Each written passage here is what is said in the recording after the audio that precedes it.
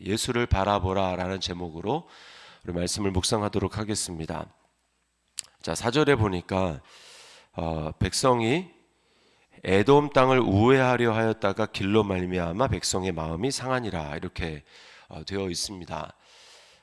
원래 에돔을 이제 좀 가로지르기 위해서 에돔의 국경이 아니고 이제 땅을 영토를 통과하려고 그렇게 사신을 보냈는데 에돔 왕이 그것을 허락하지 않았습니다. 그래서 이렇게 우회를 해야지 되는데 그것 때문이든 어쨌든지 뭐 길이 불편했든지 어땠든지 뭐 마음이 이제 상했습니다. 그리고 인내를 하지 못하고 이제 드디어 폭발하게 된 거죠.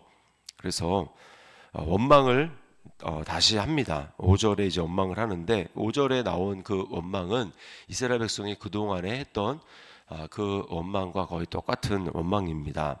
어찌하여 우리를 애굽에서 인도해 내어 이 광야에서 죽게 하는가? 자, 이 이스라엘 백성들의 이 원망의 말이 우리에게 우리 안에 있는 내 안에 있는 죄성, 내 안에 있는 육신을 아주 정확하게 잘 보여주고 있는 것입니다. 하나님께서 이스라엘 백성들을 편안하게 애굽에서 잘 지내고 있는데 애굽에서 출애굽 시킨 것이 아닙니다. 하나님 왜 애당초 이스라엘 백성들을 애굽에서 구원해 내셨습니까? 그들의 신음소리를 하나님이 들으셨기 때문입니다. 바로 밑에서 요셉을 알지 못하는 그 바로가 이제 이스라엘 백성들을 압제하기 시작했죠. 이스라엘 백성들이 엄청나게 번성하니까 이제 우리보다 이들이 더 강하다.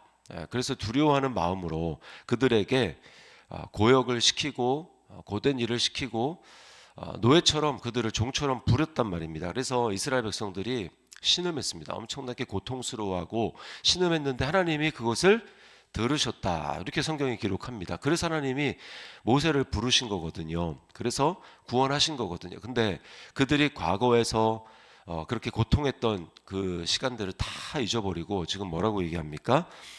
어찌하여 우리를 애굽에서 인도해 내어 이 광야에서 죽게 하는가 이렇게 말합니다. 과거의 고통과 괴로움, 신음 다 잊어버리고 이제 여기서 이제 죽겠다. 왜 하나님이 우리를 못 살게 하는가 이렇게 얘기를 하는 거죠. 이건 뭘 보여줍니까? 하나님은 이제 그들에게 은혜를 베풀어 주셨지만 그들은 끊임없이 하나님께서 은혜 베푸신 것을 잊어버리고 있다라는 것을 보여줍니다. 이게 우리의 육신입니다. 육신은요 불편함을 조금도 용납하지 못합니다. 안락함과 편안함을 최고로 여깁니다. 그래서 뭐 금식을 한 몇 끼를 또는 뭐 며칠 이렇게 해보려고 하면 우리 속에 육신이 어떻게 소리 지릅니까? 밥을 안 먹으면 나는 죽는다라고 하면서 소리를 지릅니다. 그러나 뭐 몇 끼 굶는다고 해서 죽지 않습니다. 바울은 서신서에 보면은 예수님의 십자가의 원수로 행하는 자들에 대해서 뭐라고 얘기하냐면 그들의 신은 배요라고 이야기를 합니다. 그들은 무엇을 진짜 하나님으로 섬기고 있냐. 입으로는 하나님 할지 모르지만 속으로는 그들의 신은 배다. 배. 어떻게 하면 육신을 편하게 할까? 어떻게 하면 육신의 안락함을 제공할까? 이것을 가장 중요한 가치로 생각하고 있다는 것을 이야기를 합니다. 하나님의 은혜를 잊어버리는 거예요. 과거에 베풀어 주신 하나님의 사랑과 은혜와 그리고 축복 그것은 다 잊어버리고 지금 당장 내 삶이 불편하고 힘드니까 원망하고 불평하는 것입니다. 이거 자체가 뭘 보여줍니까? 구원받은 성도에게 하나님은 우리를 그냥 버려두는 것이 아니라 그냥 이 땅에서는 어떻게 무슨 삶을 살아도 상관없고 죽으면 어차피 너는 천국이다. 하나님은 그렇게 말씀하시지 않고 우리를 구원하셨으면 그 구원한 하나님의 그 거룩함에 마땅한 하나님은 우리에게 훈련을 하게 하신다라는 것입니다. 우리가 이것을 망각하기가 참 쉽습니다. 근데 하나님은 구원도 구원이지만 구원 이후에 우리가 구원이라고 하는 것은 한 시점에서 내가 이제 그때 지옥을 벗어날 어떤 이제 뭐 티켓 그 자격을 얻었다. 그 어떤 과거의 시점을 구원이라고 생각하는데 성경은 그것은 구원의 시작에 지나지 않고 구원의 전 과정은 우리가 하나님을 닮아가는 것이다. 하나님이 거룩하기 때문에 우리도 거룩해져 가는 과정이 구원이라고 이야기를 합니다. 그러니까 이것을 배제하면 왜 내 삶 가운데 이런 일이 일어나는가, 왜 하나님은 내 삶에 이런 일을 버려두시는가라고 하는 것을 전혀 이해할 수 없고 죽을 때까지 하나님과 계속 다툴 수밖에 없습니다. 구원받은 성도에게서 하나님은 죄성, 이 육신을 벗어나고 벗겨내고 그리고 하나님을 닮도록 하는 과정을 구원받은 이후에 바로 하나님은 시작하는 것이죠. 이게 바로 광야입니다. 광야. 어려운 환경을 통해서, 광야와 같은 힘든 환경을 통해서 하나님은 내 안에 교만했던 마음들, 하나님을 의지하지 않고 내 힘만 의지하고 내 지혜만 의지하고 하나님께 묻고 하나님을 의지하는 하지 않는 그 마음을 하나님이 돌이켜서 이제는 모든 일에 하나님을 의지하고 하나님께 묻고 하나님께 듣고 하나님의 말씀에 순종하며 살아가는 삶을 하나님은 이제 훈련하며 살아가기를 바라시는 거죠. 그래서 신명기 8장 2절과 3절에 모세를 통해서 하나님이 이렇게 말씀합니다. 이스라엘 백성들에게 이렇게 말씀합니다. 네 하나님 여호와께서 이 40년 동안에 네게 광야 길을 걷게 하신 것을 기억하라. 이는 너를 낮추시며 너를 시험하사 네 마음이 어떠한지 그 명령을 지키는지 지키지 않는지 알려 하심이라. 너를 낮추시며 너를 줄이게 하시며 또 너도 알지 못하며 네 조상들도 알지 못하던 만나를 네게 먹이신 것은 사람이 떡으로만 사는 것이 아니요 여호와의 입에서 나오는 모든 말씀으로 사는 줄을 네가 알게 하려 하심이니라. 이전에는 떡만 있으면 됩니다. 하나님을 몰랐던 시기에는 떡이 최고죠. 어떻게 하면 더 맛있는 떡, 더 좋은 떡, 그것을 또 이제 뭐 당장 먹을 떡뿐만 아니라 평생 먹고 살 떡을 쌓아두고 떡이 최고입니다. 그랬는데 이제 뭐라는 거예요? 하나님이 광야를 허락하신 것은 사람이 떡으로만 사는 게 아니다. 떡이 필요하죠. 근데 떡으로만 사는 것이 아니라 여호와 입에서 나오는 말씀으로 사는 것을 알게 하려고 하나님께서 우리의 교만한 마음, 높은 마음을 하나님을 없이 살고자 하는 그 마음을 낮추시고 겸손하게 하시기 위해서 광야의 길을 허락하신다라고 말씀하고 있습니다. 그러나 이스라엘 백성들은 하나님의 의도를 알지 못하고 그들의 기준은 여전히 과거에 맞춰져 있습니다. 여전히 애굽에 맞춰져 있습니다. 그때는 이랬는데 라고 하면서 기준이 이제는 변화된 마음, 변화된 눈을 가지고 하나님의 말씀의 기준으로 그들이 바라보는 것이 아니라 여전히 애굽의 기준, 떡이 얼마나 많은가라고 하는 그 기준을 가지고 환경을 바라보다 보니까 어떻습니까? 계속 원망하고 불순종하는 삶을 살아갈 수밖에 없는 거죠. 그래서 뭐라고 얘기합니까? 또 우리 마음이 이 하찮은 음식을 싫어하노라. 하나님이 매일매일 주시는 만나, 이것을 이제 하찮은 음식이다.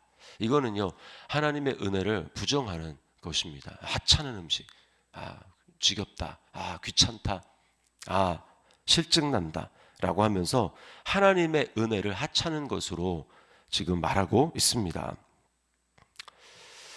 절대로 우리 인간의 육신은요 하나님의 은혜를 깨달을 수도 없고 이해할 수도 없고 알 수가 없습니다. 그래서 도저히 맞지 않아요. 이 두 가지는 같이 병행할 수가 없습니다. 그래서 예수님이 뭐라고 말씀합니까?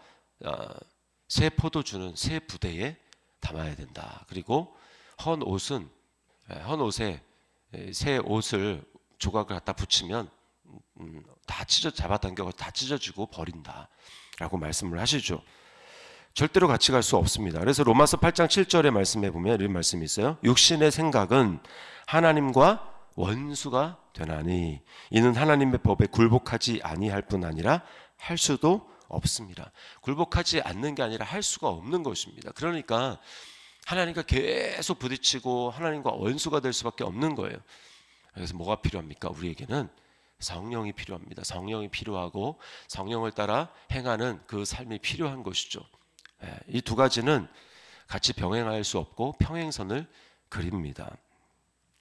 그래서요 하나님의 법에 굴복하도록 하기 위해서 우리에게 성령을, 예수 그리스도 영을 주시기 위해서 하셔야 될 일이 뭡니까? 하나님은 예수를 보내야 되고 예수를 십자가에 매달아 죽여야 하는 겁니다. 이게 우리에게 반드시 있어야 될 일이라는 거예요. 성령이 없으면 우리는 하나님의 뜻대로 살아갈 수 없고 하나님을 이해할 수 없고 은혜를 깨닫고 감사할 수 없습니다. 이스라엘 백성들은 지금 그러지 못했기 때문에 어떻습니까? 지금 6절에 하나님이 불뱀을 보내서 그들을 물었는데 죽는 자가 많았다 이렇게 얘기를 합니다. 그리고 그렇게 되니까 이제 자기 죽게 됐으니까 이제 7절에 보니까 우리가 범죄했다, 범죄하였사오니 죄를 마침내 자백하고 고백하고 있습니다. 그리고 기도해서 여기서 벗어나게 해달라고 하죠. 모세가 기도합니다. 그랬더니 하나님께서 어떻게 합니까? 불뱀을 만들어 가지고 장대에 메어 달라, 보는 자마다 살 것이다 이렇게 말씀을 합니다. 여러분, 이 장대에 매달린 이 불뱀, 놋뱀이죠. 놋으로 만든 이 불뱀은 무엇을 상징할까요? 이 불뱀은요, 그들을 물었잖아요. 이스라엘 백성들의 죄를 물었습니다. 고린도전서 15장 말씀에 보면은 이제 이렇게 있어요. 죄를 무는 것은 사망이다. 이렇게 이야기를 합니다. 사망이 쏘는 것은 죄요 이렇게 얘기를 하고 있어요. 사망이 쏘는 것은 죄다. 그러니까 죄가 있는 곳에는 반드시 거기는 사망이 물게 되어 있습니다. 그래서 결국은 죽는 거예요. 죄가 있는데 반드시 사망이 그 죄를 물게 되어 있습니다. 이스라엘 백성들이 죄를 졌죠. 지금 불평하고 원망하는 죄를 졌기 때문에 사망이 그들을 물은 것입니다. 이게 우리의 운명이죠. 다 모든 사람이 죄를 범했습니다. 너나 할 것 없이 모든 사람이 죄를 범했는데, 그러니까 사망이 모든 사람을 물었어요. 그래서 모든 사람이 죽게 됐습니다. 그런데 이 죄를 문 사망, 이 사망의 권세가 바로 십자가에 매 달려야 되는 겁니다. 놋뱀을 하나님이 매달라고 한 거죠. 예수님이 죄가 되신 것입니다. 우리를 위해서 그 사망이 죄를 물어서 죽을 수밖에 없는 우리를 위해서 예수님이 죄가 되셔서 그 사망을 가져온 가장 근원적인 이유를 제공한 그 죄가 되셔서 우리의 모든 죄를 원망할 뿐만 아니라 불평할 뿐만 아니라 모든 하나님의 원수가 된 모든 죄를 예수님이 안고 몸에 안고 십자가에서 우리를 대신해서 죽으신 것이죠. 그리고 거기 십자가에서 우리의 모든 죄를 끝낸 것입니다. 그래서 더 이상 우리는 사망이 물 죄가 없는 겁니다. 사망이 정죄할 죄가 더 이상 우리에게 없는 거예요. 죄를 짓지만 그러나 하나님께서는 예수 그리스도 안에서 이미 우리의 모든 죄를 용서하셨기 때문에 우리에게는 죄가 아니라 이제 어떻습니까? 예수 믿는 모든 사람에게 성령이 오셨어요. 그래서 우리에게는 예수 그리스도의 영이 있습니다. 그래서 그 주신 이유는 뭐냐?